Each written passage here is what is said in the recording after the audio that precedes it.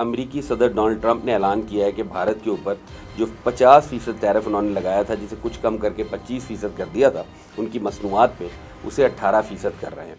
और उसके जवाब में नरेंद्र मोदी ने सोशल मीडिया पर पोस्ट की है कि ट्रंप के साथ या अमेरिकन जो गवर्नमेंट है उसके साथ हमारी डील ये हुई है कि हम रशियन जो क्रूड ऑयल है वो नहीं खरीदेंगे, वेनेजुएला का तेल खरीदेंगे जिस पे अमेरिका ने कब्ज़ा किया हुआ है और बदमाशी के साथ वो पूरी दुनिया को बेच रहा है। और वेनेजुएला का ऑयल हम ज़्यादा से ज़्यादा खरीदेंगे। और बहुत शुक्रिया अदा किया है नरेंद्र मोदी ने सदर डोनाल्ड ट्रंप का। और जिसके जवाब में जो भारत की अपोजिशन है, कांग्रेस पार्टी, उनका कहना ये है कि मोदी कोई भी काम खुद नहीं करते, सिर्फ लोगों के पैरों में खुद जाके पड़ जाते हैं। जब पाकिस्तान के साथ जंग हुई थी तो तब भी पाकिस्तान के पैरों में पड़े हुए थे। सीज़ फायर का ऐलान डोनाल्ड ट्रंप ने किया था। अब भी दुनिया को भारत शाइनिंग इंडिया की कहानियाँ सुनाते हैं। डोनाल्ड ट्रंप की हर बात तस्लीम कर लेते हैं।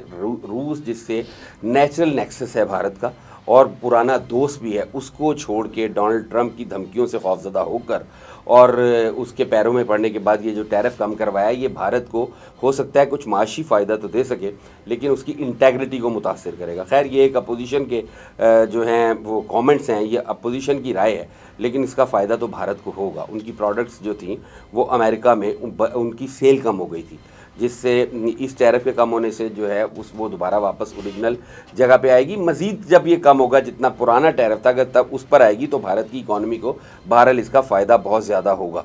अच्छा, उसके साथ साथ जो इम्पोर्टेंट बात ये है वो ये है कि चलें, आपने टैरिफ कम करवा लिया, वेनेजुएला का तेल भी आप ख़रीद लेंगे, लेकिन इन तमाम बातों से हटके नरेंद्र मोदी ने जो एक एक्ट किया था, बल्कि उनकी पूरी गवर्नमेंट ने एक्ट किया था, वो था यूरोपीय यूनियन के साथ ट्रेड डील करना। डोनाल्ड ट्रंप एक स्मार्ट आदमी है, इसमें कोई शक नहीं है, कारोबारी सेंस भी रखता है, एक अच्छा कारोबारी आदमी है, लेकिन उसने जो बिहेवियर इस्तेमाल किया है ना, अमरीकी माइट को इस्तेमाल करते हुए जो बदमाशी दुनिया के साथ शुरू की है, उसके नतीजे में लोग जो है उससे खाइफ हैं। चाइना तो पहले ही उसे लिफ्ट नहीं करवाता, दुनिया भी नई मंडियाँ तलाश कर रही है। अमरीका से हटकर दुनिया में बहुत मंडियाँ मौजूद हैं और भारत ने एक अक्लमंदी की और वो ट्रेड डील जो पिछले 30 साल से वो नरसिम्हा राव के ज़माने से यूरोप से करना चाह रहे थे और यूरोप उन्हें लिफ्ट नहीं करवाता था। यूरोप को जब अमेरिका ने थ्रेटन किया ग्रीनलैंड के मामले पे और दूसरी तीसरी बातों पे, बल्कि बहुत ज़्यादा इंडिया की इतनी इंसल्ट नहीं की जितनी यूरोप की तो यूरोप और इंडिया नज़दीक हुए। इस ट्रेड डील के बाद डोनाल्ड ट्रंप को अकल आई है। चूँकि बुनियादी तौर पर स्पोर्ट्समैन या रेसलर आदमी है, 2 कदम आगे और 4 कदम पीछे की जो है ना सेंस और एबिलिटी भी रखता है, तो उसे अंदाज़ा हुआ कि ये मैं कुछ लूज़ कर रहा हूँ, तो उसने ये टैरिफ कम कर दिए। इन टैरिफ के कम होने से भारत को फ़ायदा तो पहुंचेगा, इसमें कोई दो राय नहीं है, लेकिन डोनाल्ड ट्रंप की ये पहली, जिसको कहते हैं ना कि पसपाई है।